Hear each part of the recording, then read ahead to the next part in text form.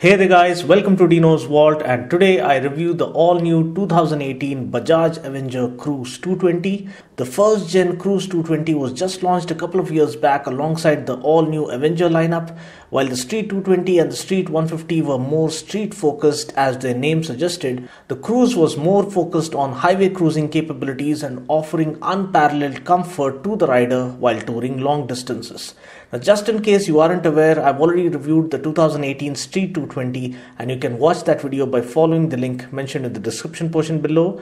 The Avengers have come a long way ever since their inception way back in 2005 in terms of helping people understand and relate to a proper cruiser culture. Now, post 2015, we can see a remarkable increase in the demand for the Avenger models for the sheer comfort, great performance, and the overall low maintenance cost they have on offer.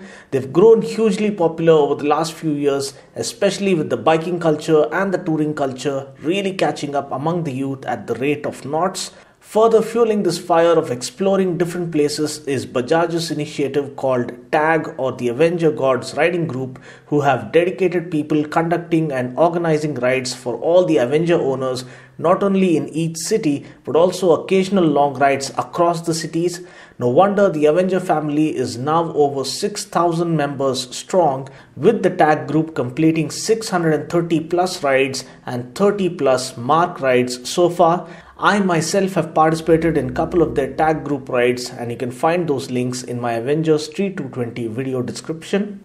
The Cruise 220 brings along the conventional and conservative cruiser styling with the long and flowing handlebars, the classic sweeping low-slung design, and the abundant use of chrome. We Indians love cruisers for the classic road presence they exude, the sheer comfort they offer, and in case of the Avengers, the bikes are quite pocket friendly to maintain as well. So what all new do we get with this new Avenger Cruise 220? Well, first and foremost, the most important change is the all-new headlamp design. We now get LED DRLs that not only look stunning but also come across as a sensible move from Bajaj in terms of finding a substitute for the much debated AHO feature. Now, the problem with the AHO was the load it would put on the battery, which would lessen the overall battery life.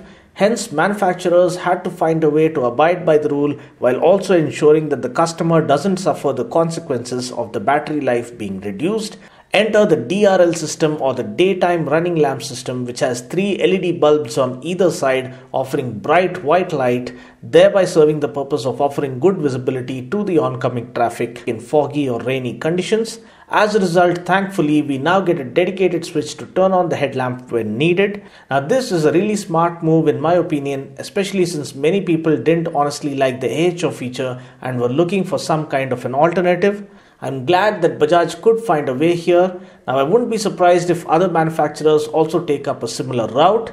Apart from this, the headlamp design is all new. This new headlamp design looks a lot more premium and classy. Further enhancing the frontal visual appeal is the beautifully laid out windscreen, which is really effective in fending off wind blast as you ride through the highways.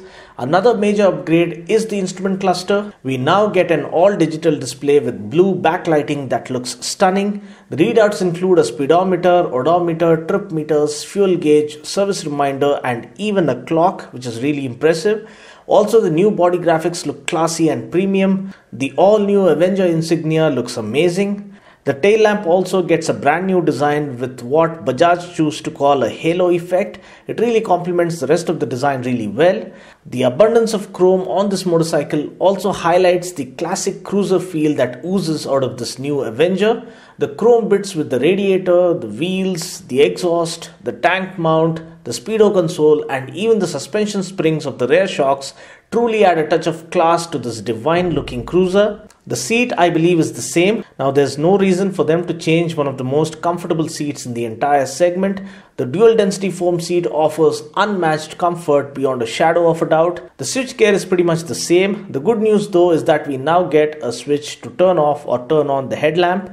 Now, talking about the engine specs, nothing changes here as well. We get the same 4-stroke single-cylinder, oil-cooled 220cc twin-spark DTSI engine. This puts out a max power of 19.03 PS at 8,400 RPM and a max torque of 17.5 Nm at 7,000 RPM.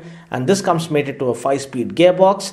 Now, taking the bike out for a spin, the Cruise 220 is just as much as comfortable and effortless to ride as the preceding model. Nothing much changes here. The refinement maybe is just marginally better. The preceding model too was just as much as refined. The handlebar grips are of soft touch material and offer a nice feel as you hold them.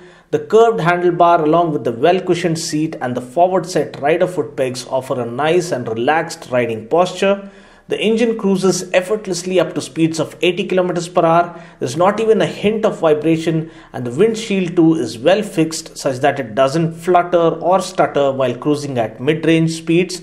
It does a great job at offering adequate wind protection.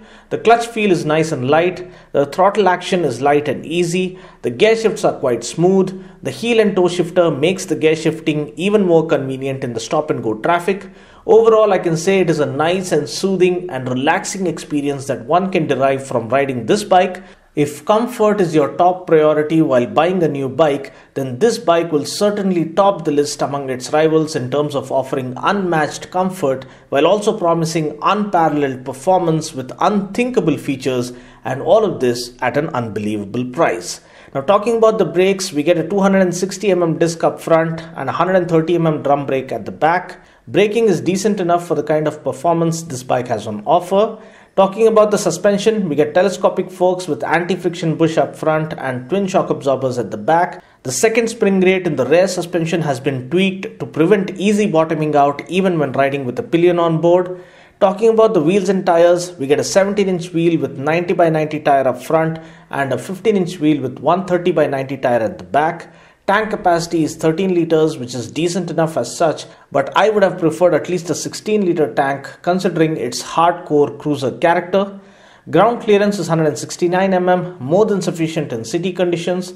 Seat height is 725 mm, ideal for riders between 5 feet 4 inches and up to 6 feet tall.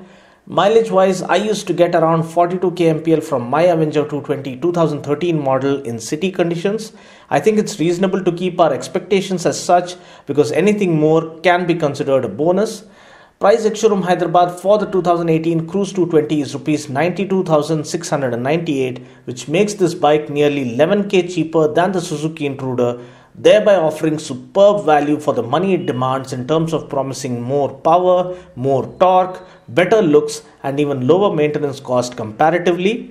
Well, that's pretty much it for now. I just hope you found this video useful. Until next time, this is Dino saying ciao. Take care, God bless, and ride safe.